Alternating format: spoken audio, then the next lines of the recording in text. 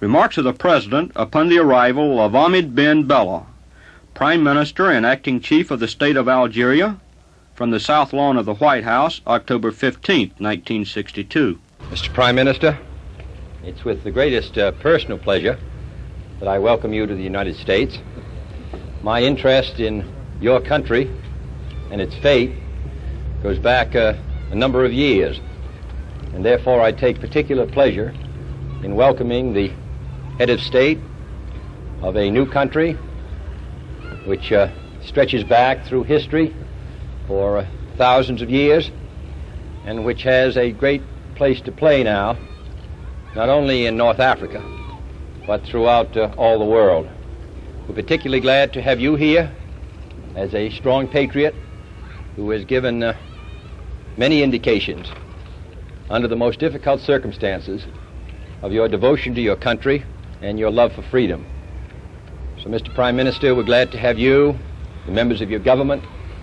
We hope that this visit here will give you an opportunity to make a judgment of the United States and its people, and also recognize the hand of friendship which we extend to the people of Algeria in this common desire to maintain our national independence and the peace of the world.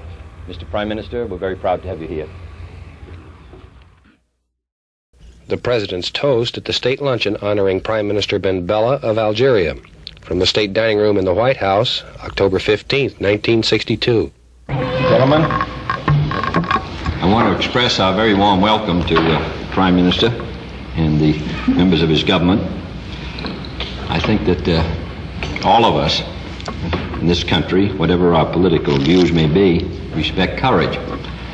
We have in the Prime Minister a man who was in prison over 5 years for his country, a foreign minister who was in prison 3 or 4 years, a commandant who helped lead the guerrilla forces in the Saharan region, other members of his government. We have the greatest respect for them. And I, as one who has been especially interested in what they've done, especially sympathetic to their efforts, it gives me the highest personal pleasure to welcome them here to the White House. And we're glad to welcome the man who has the most hazards of all jobs, which is head of religious life in this country. I don't suppose that anyone who lives through a very revolutionary period recognizes how extraordinary it is. Here, within the last 15 years, we've had over 50 countries become independent.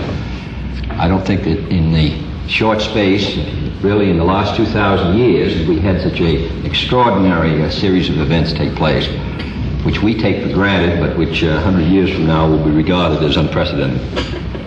And we're glad to have you, Prime Minister. I regret to tell you that Mr. George Washington, who led our revolution, was regarded as first in war and first in peace, and was universally beloved, served 2 terms as president, and could not wait to get back to his farm in Virginia. So I think that in spite of the extraordinary, varied life you've led, and those of your ministers, that the real dangers are just beginning.